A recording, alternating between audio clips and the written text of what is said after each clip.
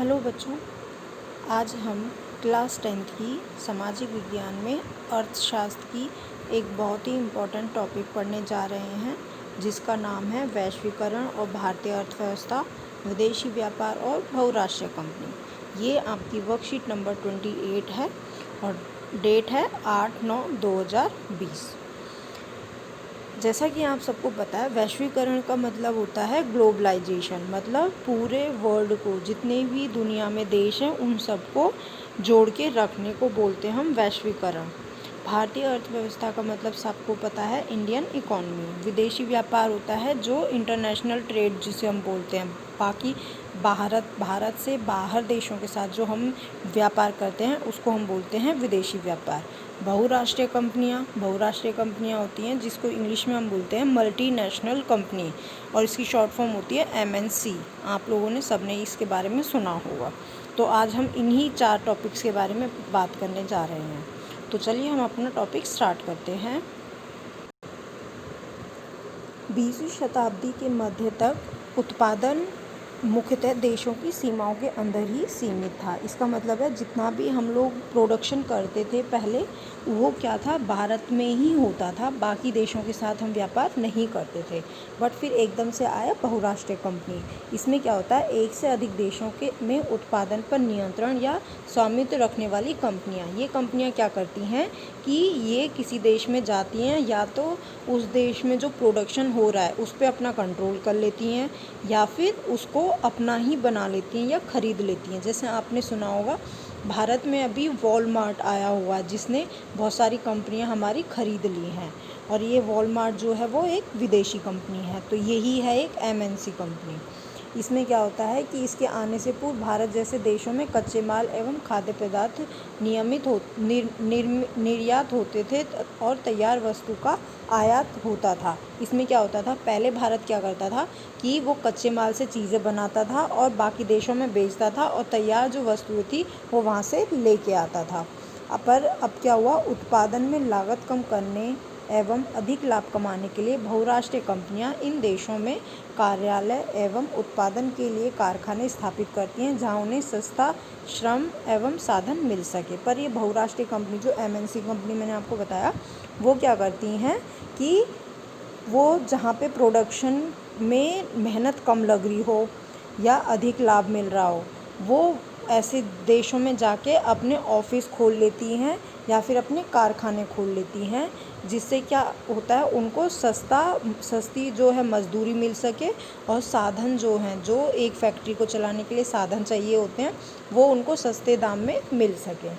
इससे क्या होता है, बहुराष्ट्रीय कंपनियां वस्तुओं और सेवाओं का उत्पादन वैश्विक स्तर पर कर रही हैं। इससे वो क्या करती हैं कि एक जगह से सामान खरीदती हैं कम प्राइस में, और बाकी देशों में फिर वो उसको डबल या ट्रिपल या जो भी रेट अपने होते हैं उनके, उसमें वो बेच देती हैं। इससे उनको क्या होता है, उनको होता है अधिक लाभ। इसके बाद देखिए कि भूमि, भवन, मशीन, अन्य उपकरणों की खरीद में व्यय की गई मुद्रा को निवेश कहते हैं। आपको ये पता है कि निवेश किसे कहते हैं। हम जब किसी चीज़ को खरीदते हैं तो उसमें हम जो पैसा लगाते हैं उसको हम बोलते हैं निवेश। बहुराष्ट्रीय कंपनियां द्वारा किए गए निवेश को विदेशी निवेश कहते हैं। लेकिन जो MNC करती हैं वो क्या करती है, वो बाहर के देशों में करती हैं, तो इसलिए हम इसको क्या कहते हैं, इसको हम बोलते हैं बाहर के देशों के में जो निवेश होता है उसको हम बोलते हैं विदेशी निवेश। स्थानीय कंपनियों के साथ साझेदारी द्वारा, अब ये जो बहुराष्ट्रीय कंपनियां हैं, ये 3 तरीके से जो भी कंपनियां होती हैं उनके ऊपर अपना कंट्रोल या अपनी पकड़ जमाने की कोशिश करती हैं। जिसमें से पहला तो है कि ये क्या करती हैं कि कंपनियों के साथ साझेदारी यानी पार्टनरशिप कर देती है। वो आती हैं किसी एक कंपनी के पास, वो बोलती है हम आपको पैसे देंगे, आप हम पार्टनर में ले लो। अगर वो पहला तो है कि वो पार्टनरशिप कर लेती हैं और उनके साथ फिर व्यापार करने लग जाती हैं। दूसरा होता है आपूर्ति के लिए स्थानीय कंपनियों का इस्तेमाल करके, और वो फिर क्या करती है कि अगर उनके पास कोई कमी है तो वो जो छोटी छोटी जो कंपनियां हैं उनका यूज़ करने लग जाती हैं।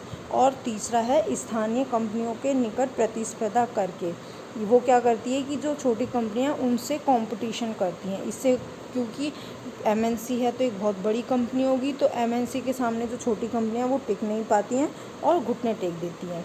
अथवा उन्हें खरीद कर। इसलिए जो एमएनसी होती हैं वो छोटी छोटी कंपनियों को खरीद लेती हैं और फिर क्या करती हैं, वो दूसरे स्थानों पे जाके उसका उत्पादन करती हैं। ठीक है, तो इसके बाद देखिए, इसके बाद है विदेशी व्यापार। विदेशी व्यापार में क्या होता है कि विभिन्न देशों को आपस में जोड़ने का एक मुख्य माध्यम है। क्या है? मुख्य माध्यम है। क्या है? विदेशी व्यापार। व्यापारिक हित के कारण ही ईस्ट इंडिया कंपनी भारत की ओर आकर्षित हुई थी। जैसा आपको पता है कि ईस्ट इंडिया कंपनी भारत आई थी, और वो क्यों आई थी? वो व्यापारिक हित की वजह से, वो व्यापार करने ही आई थी, भारत पे अपना कब्जा करने नहीं आई थी। लेकिन जब उसने देखा कि यहाँ पे सभी लोग एक दूसरे के ऊपर कोई भरोसा ही नहीं कर रहा है और जो जो इनसे बोला जाता है वो वैसे ही करते हैं, तो फिर आगे चल के इन्होंने हमारे भारत को गुलाम बना लिया। वास्तव में विदेशी व्यापार अपने देश के बाज़ारों से बाहर के बाज़ारों में पहुंचने के लिए उत्पादन को एक अवसर प्रदान करता है। तो विदेशी व्यापार क्या करता है? जो देश के बाज़ार है उनको बाहर तक पहुंचाने के लिए एक रास्ता देता है। तो इससे क्या होता है कि जो विदेशी व्यापार है वो बाहर के जो देशों के जो बाज़ार हैं उसको एकजुट करने में सहायक करता है, उसका एकीकरण करता है, ताकि सारे बाज़ार एक जैसे ही हों और वहाँ का जो माल हो वो भी सभी को सही दाम पे उपलब्ध हो सके। अब ये तो था इसके बारे में। अब हम इसमें एक केस स्टडी पढ़ेंगे। ये केस स्टडी भारत की ही है, इसको ध्यान से देखिए। इस केस स्टडी में है कि एक होंडा कंपनी जो 19 जनवरी 1984 को गुड़गांव यानी हरियाणा में हीरो समूह के संस्थापक ब्रजमोहन लाल मुंजाल के साथ मिलकर हीरो होंडा कंपनी चलाती है। इसके बारे में आपने खूब सुना होगा। हीरो होंडा कंपनी थी एक जो 1984 में स्थापित हुई थी। इसके बाद क्या हुआ कि एकदम से 2.8 बिलियन अमेरिकी डॉलर का निवेश कर इस कंपनी की शुरुआत की गई थी। 2010 में इस कंपनी ने 45,000 दोपहिया वाहन भारत में बेचे, जो भारत के तेज़ी से बढ़ते हुए बाजार का करीब 48% था। तो इससे क्या हुआ कि 2014 में होंडा ने अपने शेयर हीरो समूह को बेच दिए। तो अब आपने देखा होगा, पहले सिर्फ हीरो की वो आती थी साइकिल, पर अब हीरो और होंडा जो हैं वो अब हीरो होंडा जो हैं वो एक अलग कंपनी बन चुकी है। तो ये था एक केस स्टडी कि किस तरीके से बड़ी कंपनियां छोटी कंपनियों को खरीद लेती हैं। अब इसके बाद जो क्वेश्चन आंसर हैं हम वो कर लेते हैं। ये 4 क्वेश्चंस हैं, इसके आंसर्स मैं आपको बता रही हूँ, आप वीडियो पॉज करके इसके आंसर्स लिख सकते हो। पहला क्वेश्चन है, भारत में देश को जोड़ने का मुख्य माध्यम क्या था? तो मैंने आपको बताया था इसका मुख्य माध्यम था विदेशी व्यापार। दूसरा क्वेश्चन था, विदेशी व्यापार और विदेशी निवेश में क्या अंतर है? तो इसका आंसर आप लिख सकते हो कि भूमि, भवन, मशीन, उपकरण आदि को खरीदने में किया गया खर्च निवेश कहलाता है। जब यह निवेश बहुराष्ट्रीय कंपनियों द्वारा किया जाता है तो इसे विदेशी निवेश कहते हैं। तो निवेश क्या होता है और विदेशी निवेश क्या होता है ये आपको पता चल गया। अब विदेशी व्यापार क्या होता है कि 2 या 2 से अधिक देशों के बीच में होता है, जिसमें जो वस्तु अधिक हो उसका निर्यात किया जाता है तथा जिस वस्तु की कमी हो उसका आयात किया जाता है। इसमें उत्पादन अपने देश में ही किया जाता है। ये आपको समझ आ गया होगा। तीसरा क्वेश्चन है, बहुराष्ट्रीय कंपनियों से क्या अभिप्राय है? भारत में कार्यरत किन्हीं 2 बहुराष्ट्रीय कंपनियों के नाम लिखिए। यह कंपनी किन वस्तुओं का उत्पादन करती है? तो बहुराष्ट्रीय कंपनी का अर्थ है एक ऐसी कंपनी जो एक से अधिक देशों में उत्पादन करती है। भारत में कार्यरत बहुराष्ट्रीय कंपनियों में होंडा, जैसे अभी आपने पढ़ा, वीवो, ओप्पो, ये सारे क्या हैं? फ़ोन के हैं। तो होंडा 2 पहिया वाहन तथा कारों का निर्माण करती है, जबकि वीवो और ओप्पो मोबाइल फ़ोन का निर्माण करती है।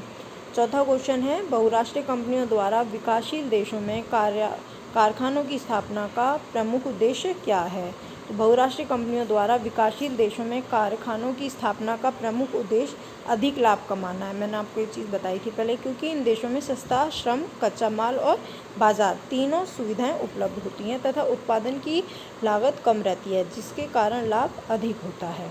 तो यहाँ तक आप लोगों को सब समझ आ गया होगा। ये थी हमारी पूरी वर्कशीट। अभी किसी को कोई दिक्कत हो तो वो मुझसे पूछ सकता है। Thank you.